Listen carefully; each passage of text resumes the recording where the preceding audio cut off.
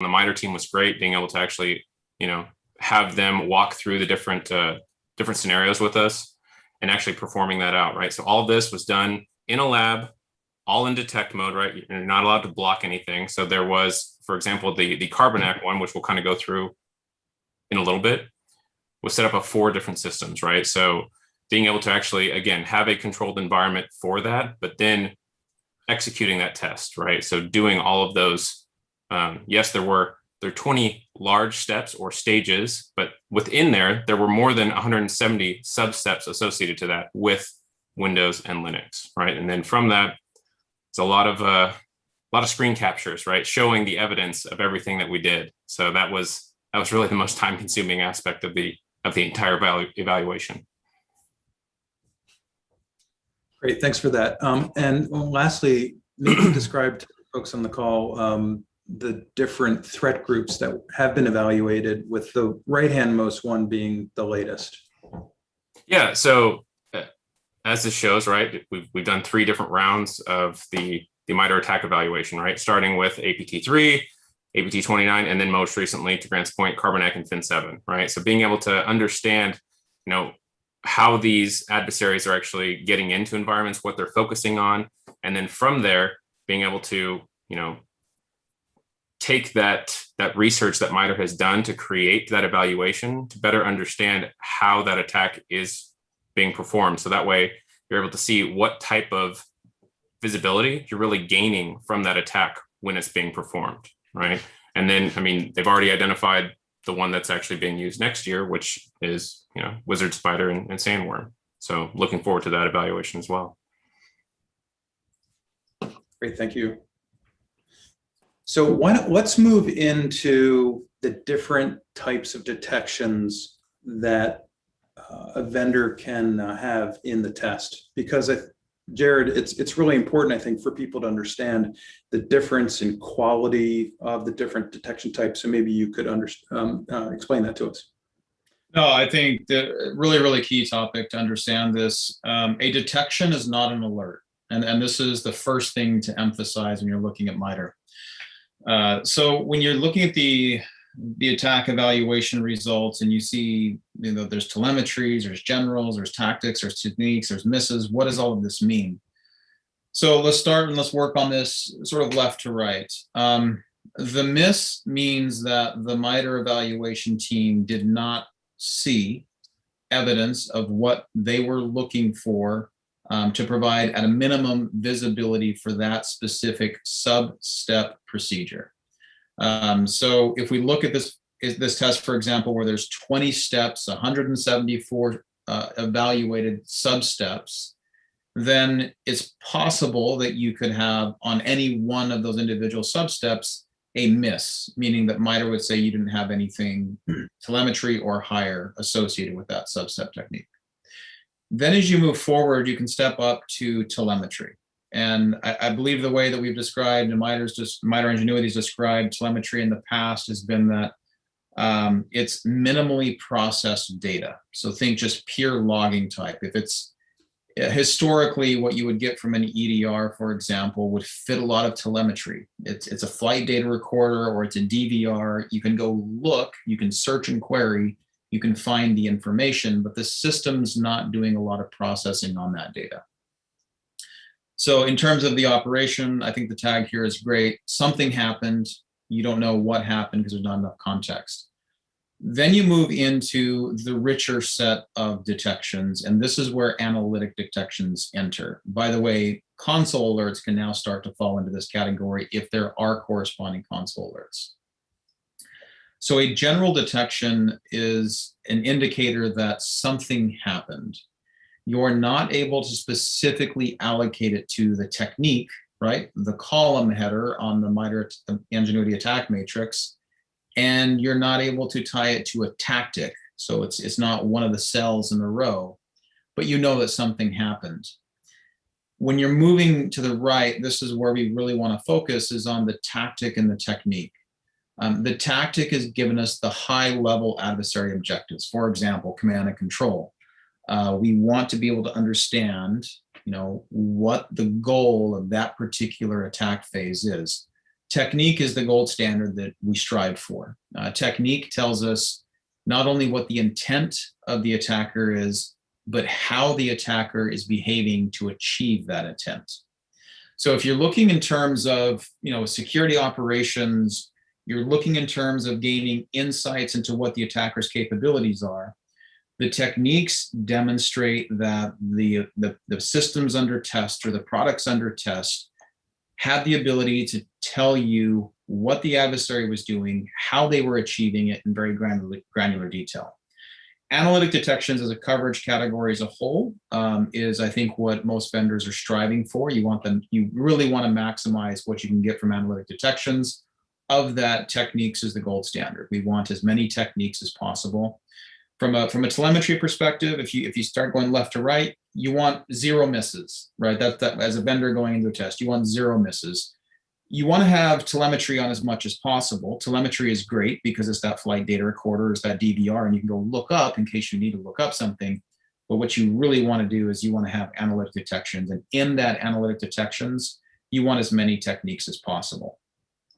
Now, that being said, MITRE does have a couple of modifiers that they use when they're doing the scorings. And in years past, they had a lot of different modifiers. I think they've really settled down to 2 categories that matter. Number 1 is config change. So if you start the evaluation process with the Engenuity team, and then you need to go alter the product, alter the configuration setting, turn a rule on, something like that, then MITRE will let you do that, but they will annotate that in the scoring. So if you look through the actual reports, you can see where those configs are occurred and what the configuration change was. So you'll see if you scroll through the details, you can we didn't have any configuration changes with Sentinel-1, but other vendors, you can see configuration changes. You see configuration change detection logic or something of this nature, and that lets you understand that the first pass they didn't have what was needed for the scoring, or they didn't see the results they needed. So during the test, the vendor recognized that and made the configuration change, re-ran the scenario, and then they were able to have that detection. Now, the other type of a modifier is what we call the delayed. And so MITRE Engenuity team is able to determine if there was a substantial delay in getting that information into the console for the team to evaluate it. And typically that cutoff time is around 12 hours. So if you're seeing the delayed modifier, what that is really telling you is that it's not near real time. It's something where the team is working around the table, running tests, going to the console, searching for data. Okay, it wasn't here. We'll come back later and look for it. We come back later, we look for it. That information is now there. So again, from a vendor perspective, when you're going through the test, you want no configuration changes, you want no delayed items. For Sentinel-1, that was the case. 0 config changes, 0 delayed items. But it's definitely something to look at, because if you simply grab the high-level aggregate scores and say, hey, here's all, I had X number of techniques, or I had X number of tactics, you don't know how many of those techniques or how many of those tactics were the result of a configuration change or came as a delayed event. So is analytic detection, is that something that you came up with, Jared? What kind of term is that? Where did that come from? No, that's definitely not something that I came up with. I think we saw when he was at Forrester, Josh Zalonis put out a script to sort of try to encapsulate. This is the challenge with MITRE Engenuity and the original ATT&CK evals. It puts out a lot of data, and a lot of people struggled with, how do I interpret and understand that data? This is the first year that MITRE has come out and said, we're going to call a couple of categories. And one of those categories is analytic detections. One of those categories is telemetry coverage. Another one of those categories is visibility. And this goes back. And so if you go to the MITRE website today, when you pull up any vendor score, this is how they will show you the results, the aggregate results from those vendors. Now, detection count, this one is probably the easiest one to score high on. When you go through a step or a sub-step, you can receive credit for a technique and a telemetry, right? So you can get multiple credits on the exact same detection score. And that's why literally for the past 3 years, I've kind of been like, so I'm just saying who's got the highest detection number. That doesn't have anything to do with helping with an investigation. So really excited that the Engenuity team is putting out these other categories. This helps you understand the richness of the data. So when I look at this right away, I can see, hey, here's an analytic coverage of 159 of 174, or here's a telemetry coverage of 164 of 174, or here's a visibility of 174 of 174. Okay, so what does that mean? Well, the analytic coverage, that's the general, the technique, and the tactic. And of every vendor that participated in that, SentinelOne had the highest score. What I can do is I can say that factually because these are the results that MITRE put. I'm not doing any vendor math, creative math. I'm not putting any qualifiers on it. I'm not saying, oh, well, if I look at these steps under these conditions and putting all kinds of filters on my query per se, then I'm the #1 product. You just simply say, here's the scores, here's the data. Likewise for telemetry coverage, right? This is having that the ability to go and search for that information, the telemetry details, the minimally processed data. SentinelOne had the highest telemetry coverage in the entire test. And then what MITRE did is they overlaid the analytics, so your general tactic and techniques, with your telemetry to give you a visibility score. And when you overlay those two, how many sub-steps did you cover as a vendor?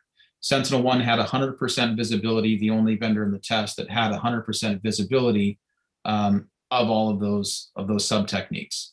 And like I mentioned before, this is nice because this is not SentinelOne math. This is MITRE Engenuity reporting. And it makes it a lot easier, I think, for organizations to understand and at least encapsulate the effectiveness of a product against that specific threat adversary. So as a note, the graphics that you're seeing here, where it says evaluations, detection count, and so on, this actually comes directly from the MITRE ATT&CK Engenuity website. And you can see all the results very easily. You'll find it in Google, or we have it listed here. We'll probably put the link in the follow-up email to you as well. But it's really easy to get these different counts and coverage statistics directly from their website. Let's move on into some of the SentinelOne results. And then as a reminder, what we're going to do is we're going to go through the actual day one console and what that looked like to the testing team and the proctors at Engenuity. So what we just talked about just a moment ago are the coverage and quality and the types of measures that we're seeing here. And as Jared said, we're really proud of the fact that we had 0 missed detections. So that's related to the visibility, but we didn't miss anything in any of the 174 steps. And when you look at the quality, we have 159 out of 174. So pretty darn good. Jared, do you have any comments on the way we viewed this data? Yeah, I think what you're really taking is you're taking the analytic coverage result from MITRE and the visibility coverage, and you're putting this into a single visualization. So again, what you get with the visibility score is the understanding of where do you have gaps or where do you have visibility. And then with the analytic detection, you have the high quality detections between the techniques and tactics. So what we're showing you here is that SentinelOne had no visibility gaps, and we led all participants in the analytic detection. Now, what we haven't done here is any changing or alteration of the data. We haven't gone in and said, oh, these vendors had 25 or 35 configuration changes. Let's give you a hypothetical of what their stuff would look like without that. We haven't done any of that. We've left everything in place. But those are the types of questions that you probably want to look at when you're starting to consider how effective are these products at stopping carbonate 7. And that's, this gives you sort of a gap analysis or a high level understanding of, where could I have potential, if I'm using some of the products on here, where could I have some potential visibility concerns? Where could I have some potential detection gaps? And what are the classes, how do they stack up to the leaders in these categories? Great, good stuff. And then moving on to the visibility, which was, again, this is of all of the 174 substeps, what is that percentage where there was some sort of a detection, whether it be telemetry or an analytic detection, which is really, there are really 4 different types, right? General, tactic, technique, and then on the other end of the spectrum, it's telemetry. Ryan, give us some insight here. Yeah, so with regards to visibility, right? So that is, do you have something at every single step, right? And so within some of the blogs you'll read, right? Hey, yeah, 20% visibility, or 20% or 20 steps and having full visibility. That's all well and good, but really there were multiple substeps within there, right? Some had, like, even step 1 had over, I think it was 11 substeps in it, right? So what part do you want to see versus not? Well, as an analyst, I would hope that I could see all of them, right? So that way I can rebuild everything that was done as part of the attack. But what's nice is within this, over the 2 days of the different emulations, right? Day 1, Carbonate, day 2, Fin7, we saw every single aspect of the attack within there.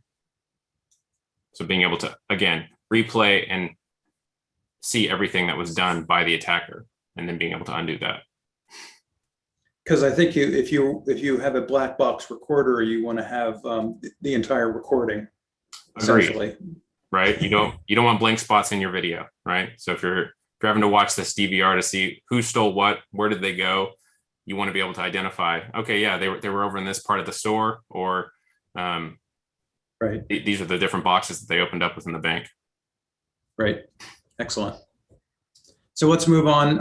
I think we have 2 more maybe here. Let's talk about delayed detections. Why don't you have us some commentary on what this means to an organization? Yeah, no. So as far as delayed detections, depending on, when that information was relayed to you, right? So some, like Sentinel-1, everything's done on the endpoint when it's actually performed, right? Others send it out to the cloud to get analytics done on that information, or they even send it to a sandbox, right? So there is a time delay based off of whether that's additional analysis by a human or by a secondary piece of technology, right? So that may not actually reside on the endpoint itself. So having that gap really, depending on what's going on, can hinder the investigation. But weren't some of the delays due to having to pull logging information out of agents, that type of thing? Is that?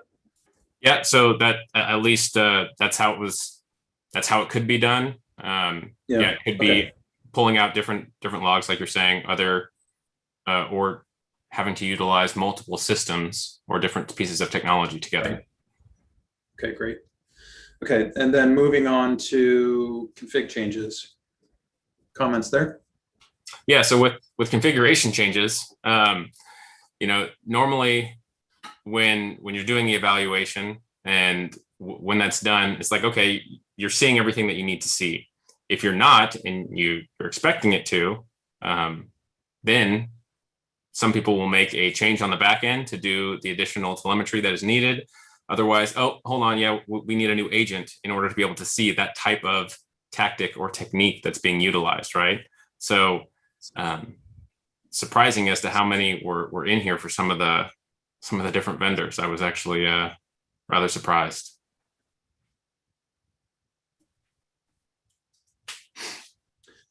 Okay, and then this is where we begin to move into giving folks the view of what happened in the test. But this is kind of the summary of it all, isn't it, Brian? This is, so over the 2 days, right? So these are the behavioral alerts that we have within the console, right? So again, having 6 to 7 different alerts for a 2-day attack, being able to actually understand and adding context to each one of these alerts, to which I'll kind of go in deeper on some of these to show you everything that that played out as part of the evaluation, right? Keep in mind, again, this is EDR, so everything's done in detect mode, but really nice to be able to see, right?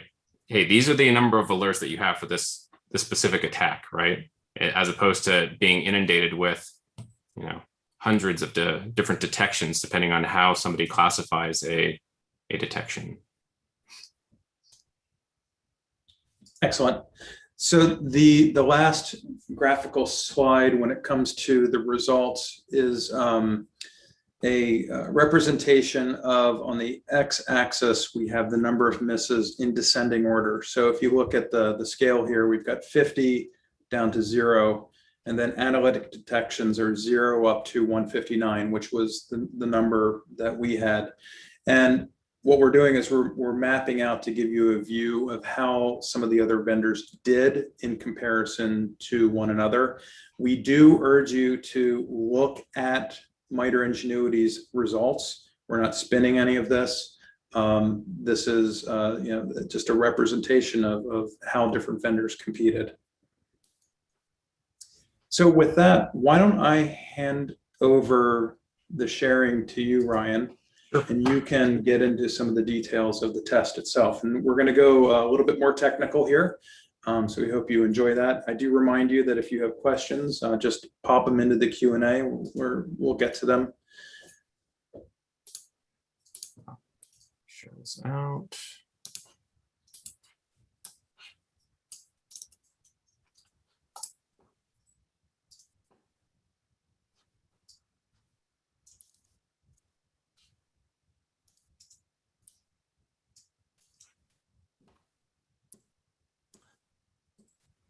All right, so kind of I stole a lot of this from the MITRE ATT&CK team, so thank you for them putting this all together, right? So just change some of the things that we're going to go through here.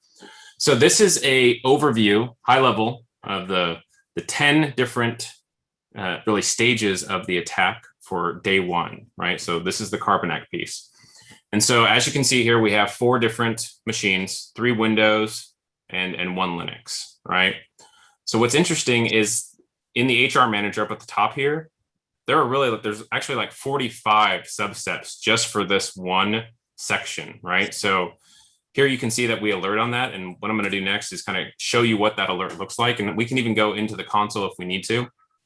But here you have all the different threat indicators, right? So all those different techniques that are actually being used as part of this attack, right? So we're adding in the context of what the attacker is doing within this attack, right? So you can see on the bottom right hand of my screen, Office program run a macro. We know that it's a penetration framework being used. There's WMI. They're trying to read LSAS to actually, again, move into another system, right?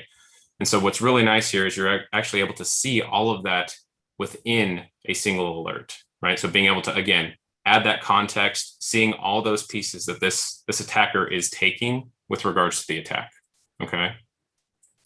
And then kind of seeing a different viewpoint with regards to how that process tree really played out, right? So here you can even see, starting from WinWord, which opening the RTF document, all the way to using features on demand for doing their privilege escalation, in addition to utilizing command prompt or even Plink to move over to the Linux box, and also copying over files to Linux. So being able to, again, see all of those pieces within that, which is really nice, right? So again, stitching all of that attack together, so that way you can actually just focus in on what's going on and then taking action to remediate that if needed.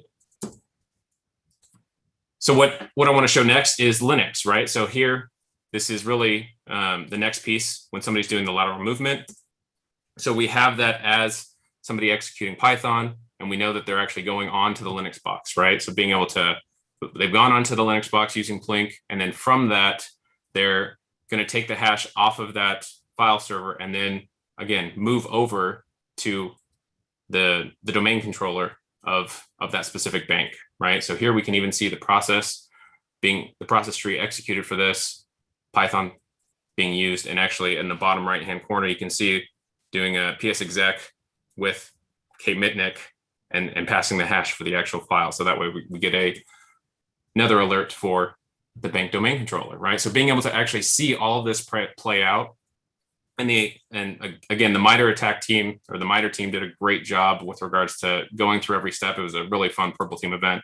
But here you can even see the lateral movement from that Linux over to the domain controller, right? So again, associating all the different indicators or the techniques that were used as part of that attack as well. So again, these are also going to be available within the MITRE website, right? So each one of these techniques is associated to one of the screenshots that they have for all of the visibility that we have within the console. And again, here you even see the interactive session, copying over the passwords, again using Plink to move over to the other machines as well. And then here, focusing on like the persistence via like a Java update, right? So this one, again, one of the documents and scripts, because they're executing the VBS script, but you can actually see all of the items, again, 13 different indicators associated to that based off of what this person was doing once they actually got onto that machine, right? And so here we can actually see everything that was being done. They're adding in firewall rules to actually redirect the RDP, so that way they can get in later as well, right? So really nice with being able to see all of those aspects of the attack. And then there was, again, MITRE day 2, right? So really nice to be able to see that. But within the detection piece too, what was really interesting, like I said, each one of these is, so like here we have all the alerts, right? So one list RTF, Python, the lateral movement, Java update, and then this going up for the hotel manager. These are all this is day 2, right? So focusing in on day 1 with the HR manager, bank file server, and the DC and the CFO, each one of these we can actually see how they were performing that actual task. This, and here we can again click into Explorer to see everything that was actually being executed on that. Okay. Now I know some of you were asking about the prevention test, right? So here we actually, because multi-tenancy, we had that done in a different section, which I can actually segregate that in to show you everything that was actually performed, right? So that was really 10 sets or 10 tests, but there were subsets within each one of the categories within the detection testing. So we have an alert for every single one of those pieces, right? And what's nice is even within like the, I know we've got a 9 out of 10, right? So even on those, we have the associated alert with the one for the CFO box, right? So all of those being actually captured and then performing that C2 remediation when they actually did the pass the hash and we're actually getting credentials as well. All right.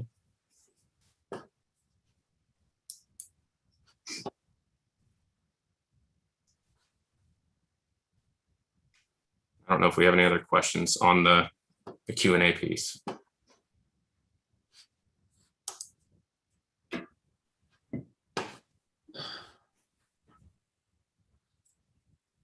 Any, let's see. So, and this is day 2, correct? This is day 2. Correct. Okay. Do you want to talk at all? Just give. I know you don't have all the. Yeah. So not as much information. Correct. Yeah. Not as much on this one, but was really nice, especially being able to see the different mechanisms that they use for Fin7, right? So even shimming different applications, and what was nice, even on one of the, I think it was on the accounting one, to where they. We did actually set persistence on the box and then reboot the box to actually show that we're actually linking all of those items together, right? So that's one of the great things that I was kind of trying to show everyone within the alerts that we have, right? So really one storyline is contextually adding in all that information to a specific alert. And then those alerts can even, they even stay together through reboots, right? So being able to actually see and put all of that together when that's when that's actually seen. And then, yeah, so like with regards to, I know Jared wanted to show something on this as well. Yeah, I think he wants to screen share so that he can go over some of the protection There you go. topics.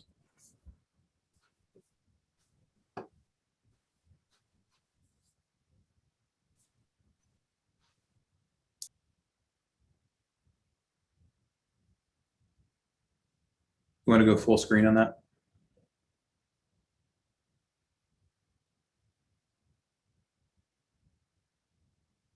You're muted.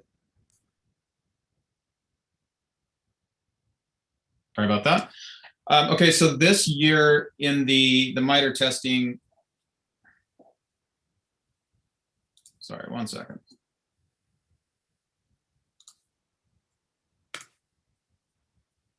It's in the deck that we're on, slide 36, I believe. Yeah. I just hit the wrong button and close that deck.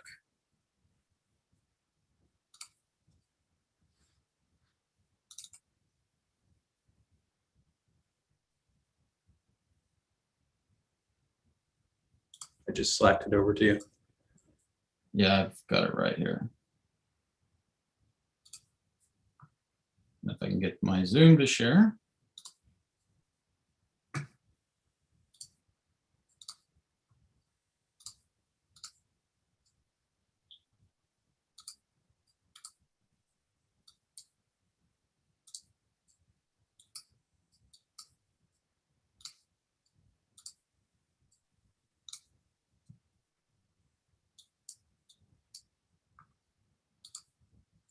All right.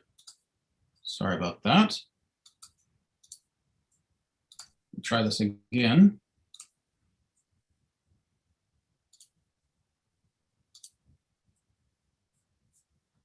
Okay, so this year, one of the things that MITRE did that was a little bit different was protection testing.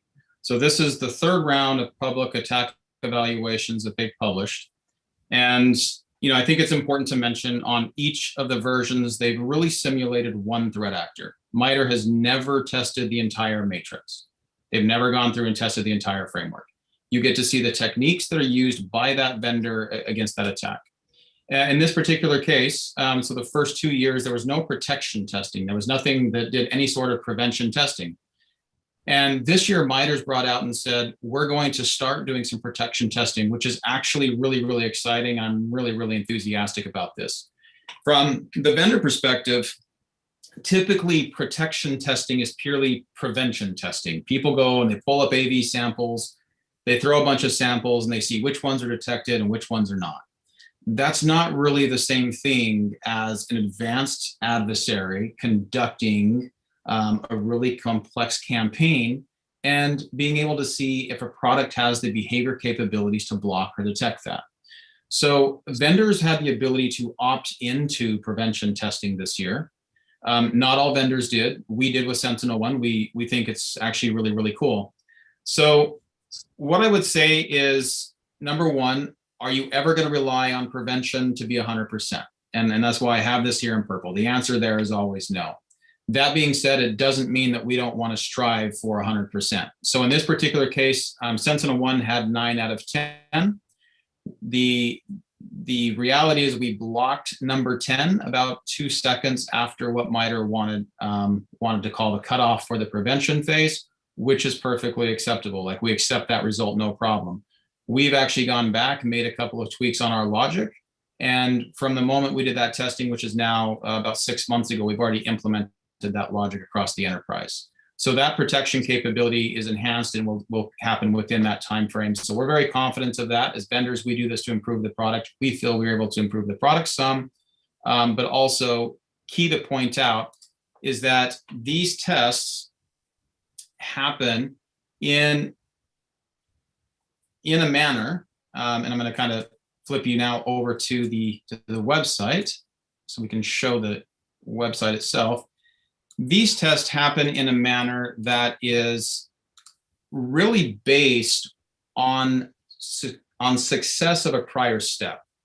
So if you come to the Sentinel one on the website, the MITRE evaluation, you can click on a vendor. In this particular case, I'm going to click on Sentinel one. You'll see I now have the 3 different tests available to me. So Carbonate Fin7, this is the test that actually has the prevention capabilities on it. A couple of things that I want to point out that not a lot of people are aware of when you come to this site. Number one, if you would like to understand what the vendor configuration is, you need to click on this small link underneath the overview. And I'll do this as an open in a new tab. And when I do that, then you can see that I can see exactly what was here. So the Sentinel 1 Windows agent version was 4.5, the Linux version was 4.4, and they're using the platform SaaS for that. Gives you the chance to see the configuration. If you want to see the test results, you need to actually click on Carbonate plus Fin7 2020. And now you can see all of the different test results that Sentinel-1 had. And you can walk through every single sub-step and you can see every single detection category there. If we had had any configuration changes, this is the view you would have to go to see those configuration changes or to see those delayed detections. You can see scenario 1, you can see scenario 2 under protections testing. So what you have now with protections testings are steps. There are tests 1, 2, 3, 4, and 5, and then it jumps to 11, 12, 13, 14, 15. That's confused a lot of people. So let me explain what works.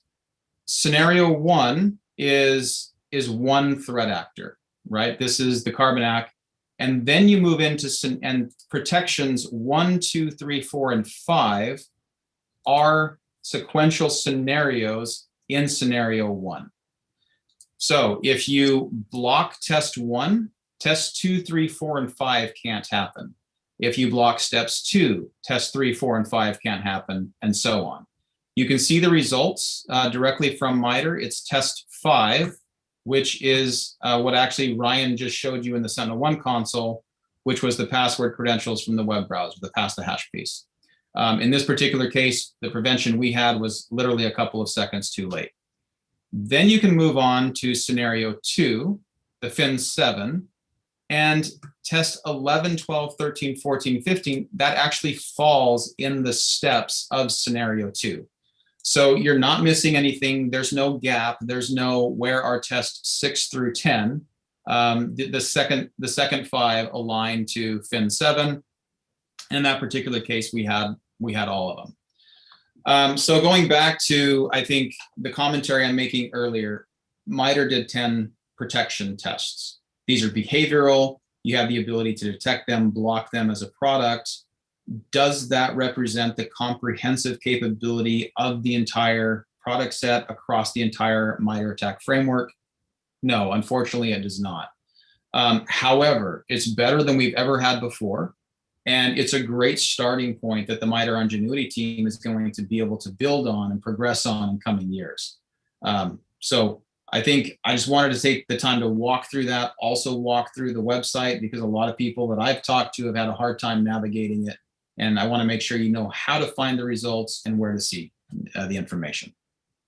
Yeah, and so like I know there's some good questions in the Q&A. So like stopping the pass the hash, yeah, we that was one of the ones that we blocked, right? So that was I want to say both on the HR manager and the bank file server, right? So those are ones that we actually blocked. The one that was not was the keylogger and the web credentials, right? So the bad actor got the web credentials and then the C2 was severed. Right, and to make sure that people understand, when we're talking about the protection test, those are the ones we blocked. In the detection test, which has been the larger portion of this webinar, we detected it as and outlined it as a series of techniques linked together. Is that accurate? Correct. Yeah, that's like like Jared was showing, right? So there are other actions that had taken place up to that point before the protection test had actually been done. Yeah, I think there's one other really, really important point that I want to stress on the protection test. There's 0 penalty for false positive. So what we did with Sentinel-1, we took our default deployment configuration, nothing special, just literally how every single SentinelOne customer would run it. That's what we put through the prevention testing. If you're, in a hyper competitive and you want to drop in all kinds of crazy policies on top of it and block anything and everything, you're more than welcome to do that under the first round of testing that they did. This is the first year that Engenuity team started doing that testing. So it's possible that could be done, just something to have consideration on. We very much out of the box configuration policy set. No false positives on that regard. And like Ryan talked about, even if we didn't have the prevention 2 seconds later, we can click that remediation button and remove the entire thing that way. So still very, very complete coverage. And the overall detection results and the performance, I think, across the board really validates a couple of key approaches that SentinelOne's taking. Number one of which is let the computing systems use AI and autonomy to link stories together to speed up investigations. And two, use the power of that linked investigation to completely remediate an attack. And that's what I think drove a lot of value, in my opinion, this year on the performance. And so we're pretty ecstatic at how we performed this year on the test. There was also a question about why was Mac not included in this testing? Yeah, I think, it's very, very difficult to perform this type of test. It takes a lot of effort to build them up. And these are all done as a virtual range. So I think right there is kind of what excludes Mac this year. There's always feedback that we're giving the MITRE Engenuity team that other vendors are as well. I would be super, super excited if they would get Mac and somehow find a way to include Mac into the evaluations. Great. Let's see, go the right direction. So Jared, maybe give people a preview into some of the things we're thinking about for some of the follow-on webinars and information. Yeah, I think, there's, again, the great thing with MITRE is so comprehensive. They're doing something that nobody else has ever done. The way they're doing these evaluations, the way that they're providing the data is spectacular. The challenge is it's a lot of data, and there's, when you leave it open to vendors, every vendor can now use any form of creative math to say how amazing they did. But that's not really the whole essence of what MITRE is doing this for, right? They didn't want to create a vendor testing system. They wanted to create a common framework that you can then take the data and make educated security architecture and security design decisions with. One of the things that I did last year was an entire webinar, and it's a deep dive session. It's for the security architects. It's for the super techies out there. But it's how you can go through and take those results and understand what they actually mean and how to use that to create a design paradigm for your organization. I think one of the things that's always challenging is, when do you want to have a technique? When would actually a telemetry probably be better? When unless you have a way to automate and tie these all together, how do you know that not all steps and sub-steps are created equal, and how do you take that into account? Those are some of the really challenging things. So we're going to do another webinar for the system architects, for the people that are security analysts that really want to get deep dive into the results, understand the different sub-steps, how they interrelated, which ones had high priority, which ones would be the critical pieces that chain to break, and really show you how you can differentiate and analyze between vendors, maybe overlay a bit of your company's risk profile with that and make an educated decision, which is a lot more in line with what this framework was designed to do. Great. Any closing thoughts? We've been answering the questions. Anything else, Ryan, Jared? I know some of the people were asking, like, how can you test S1 capabilities against the MITRE attack scenario? So what's nice is MITRE actually released all of their payloads and scripts that are being used. So I know we even have it on the plan, hopefully in the next couple days, to put that together. So that way we can even show a video of how that's being done, right? Both for for both days, right? So that's something that you'll be able to see fairly soon. The payloads are on GitHub. Excellent. So I think as a follow-up, we will be providing information to you through your email registration. We're preparing a paper that discusses some of the content that we've discussed today. We also have 2 animated videos that step you through from the eyes of the adversary and how the adversary moved throughout essentially the entire attack chain, all of 174 steps, and how they bounced from system to system, and the techniques that we were noting throughout. When you look at those videos, and the links will be provided to you in email, those are actually, that is the real flow. So if you were to reference the step-by-step flow, you'll see that it matches the video. And we'll be providing some other videos that are related to that in the next coming weeks. I believe we are also going to be providing a link to the recording of the webinar itself. So if you want to go back and check it out or share it with colleagues, we'd love it if you do that. I do invite you to go to our website. If you need more information, go to s1.ai/MITRE. There you will also see our animated videos as well as some other information, and you can engage with us if you'd like to engage in a deeper discussion.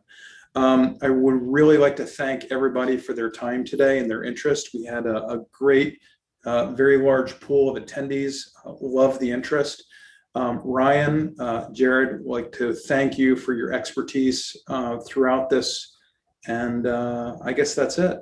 Thank you very much for attending today. Sure. All right. Stay safe, everyone.